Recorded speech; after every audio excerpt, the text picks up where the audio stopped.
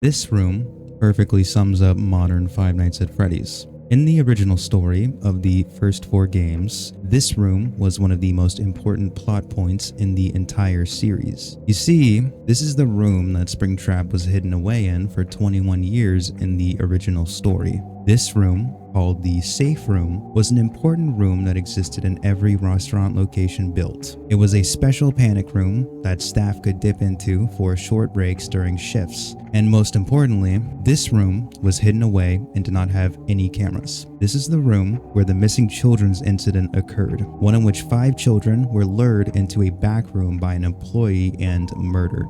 This room was critical in the following conspiracy that Fazbear Entertainment perpetrated to cover up the murders, ultimately leading to the killer getting away with the crime due to a lack of evidence connecting him to the crime scene. This single room is the key plot point connecting the first 3 games, hidden away the entire time behind a sealed wall. This room would later be the place where Springtrap would sit, trapped and impaled for 21 years. This very important plot point is now completely retconned and filled with a big-ass ball pit. Or as convoluted as the story of the following 3 games were, the original 4 games had a pretty clear and continuous story. The story of the missing children's incident. The story of the 5 children who would be trapped on Earth as vengeful spirits due to one child's ruined birthday. It's tragic, but also beautiful. This story is also shied away from at every single possible turn by new Five Nights at Freddy's content.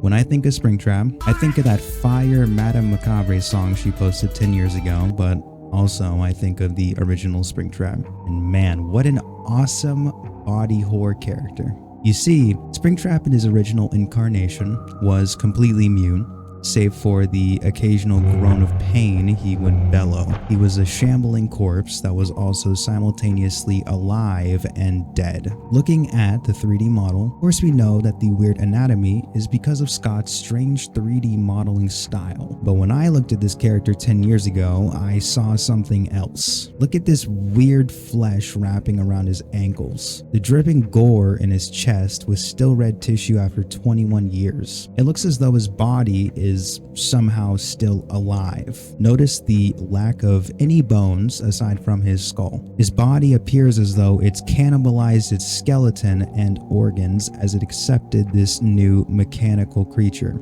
Flesh fused with metal to create something both alive and dead, in eternal pain. He's much more human than any of the undead killing machines we see in previous games, but also, he's clearly still something of a machine. It's very painful looking, sort of like an R-rated Darth Vader.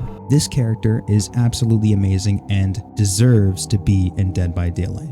Now this new character, this British guy with voice lines that wouldn't be out of place on Albert Wesker, is ridiculous. He's a complete downgrade from the original character, only sharing his physical appearance, but nothing else really. Now when I insult this new rendition, I do have to address Scraptrap. Scraptrap works because he's the salvage remains of the spare parts we see in this Five Nights at Freddy's 4 minigame. He's an interesting take that, most importantly, has the least amount of voice lines in Five Nights at Freddy's 6, not counting the puppet, but that's not a fair comparison. He's still mostly silent and works as a version of Springtrap that's somewhat regained his sanity. And don't even get me started on this map. I don't like indoor maps in this game, but this indoor map would have been cool. Imagine if this chapter was more like the Silent Hill chapter, similar to how that chapter got a Silent Hill 3 Survivor, a Silent Hill 2 Killer, and a Silent Hill 1 map. The FNAF chapter could have gotten a FNAF 3 Killer,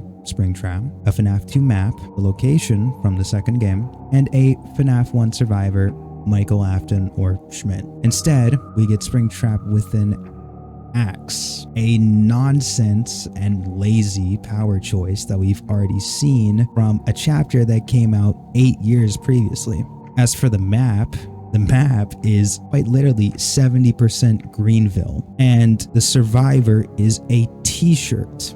This chapter, I'm just gonna say it, is awful. Genuinely terrible. Everything about it. Even the music is subpar, and it's insane that people ate this crap up. I know people are gonna disagree with me for saying this, but this is honestly what's been bouncing around in my head ever since this chapter came out. This is awful.